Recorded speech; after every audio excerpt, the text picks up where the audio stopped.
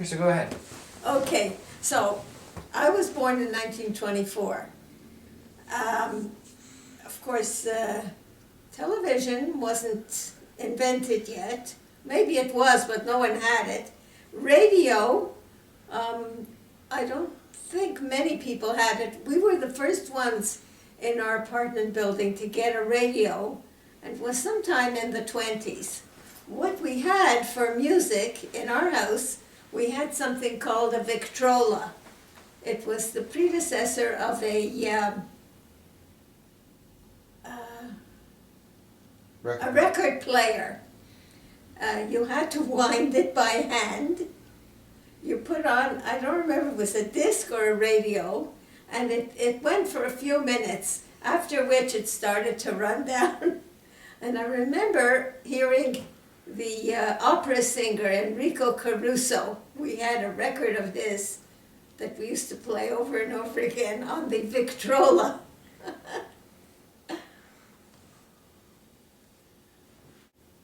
Now, people made their own entertainment. Those who could afford it had a piano. They used to play the piano and sing.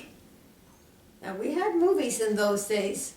I don't remember when the, do you remember when the sound came in? 1928. Okay, so when I was born, it was silent movies. And I remember going to the movies and seeing Charlie Chaplin, Harold Lloyd, Buster Keaton. Then when the sound, and of course there was no, when first movies came in, there was no color. Later, the movies got sound with Al Jolson. I saw his first movie where it was part silent and part sound. And then later, I remember going to the movies to see Shirley Temple. But at that time, I was a little girl. I told you the story.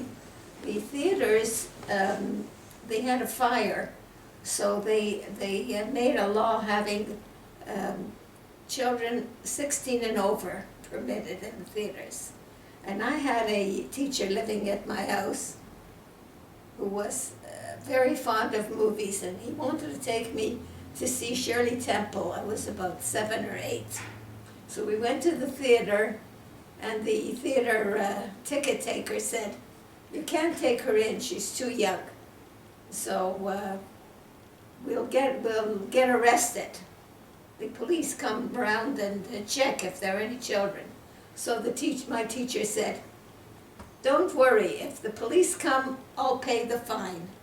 So they let us in, and I spent my whole time, instead of watching Shirley Temple, looking over my shoulder, expecting the police to come and arrest me.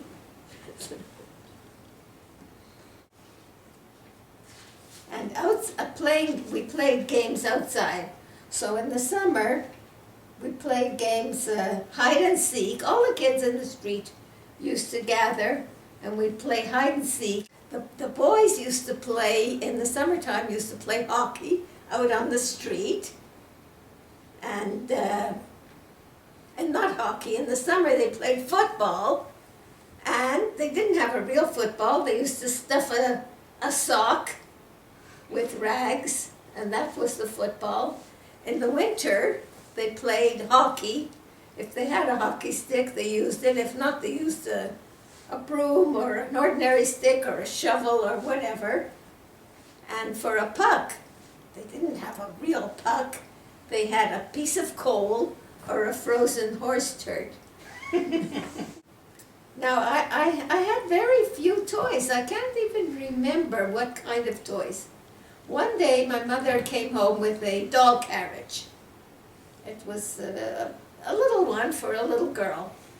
But there was no doll in it, just an empty carriage. So she took a dish towel, and she took rags, and she made a head. She tied a cord around and had a ball for a head, and the dish towel. It looked like this. She made a pillow, a little pillow, and she used the dish towel for a blanket. I was happy with that doll. I used to walk around the street with it. I finally got a real doll for my doll carriage. My mother went to a wedding in London, Ontario, and my relatives gave her a doll for me. The body was made out of cloth, but the head was something called bisque. It was like pottery material, and it had eyes that closed. Maybe it said Mama, I don't remember, but I know the eye, if you picked it up, the eyes open, you lay it down, the eyes closed. Don't fall asleep. So one day I left the doll on the dining room table. It fell off and the head shattered. I was devastated. My mother wrote her relatives in London and they sent me another doll. So I was very happy. But one day we lived in an apartment building, and I left the doll in the carriage in the hallway of our apartment. And when I went out again, the doll was gone. The carriage was there, but the doll was gone. So some of the little girls in the building were, after I went around, I asked the children, did you see my doll? Did anybody take my doll? And they said, we think it's Evelyn Schenkman. They picked on her because she was a poor girl. She was kind of homely. She had buck teeth with space, a big space in the middle, red hair, and freckles. So they said, go and ask her, she took your doll. So I was very reluctant to do it, but I went and I knocked on her door and I said, give me back my doll. And she started to cry and she said she didn't take it. I felt so bad that I had accused her of taking my doll. Anyway, I never saw the doll again.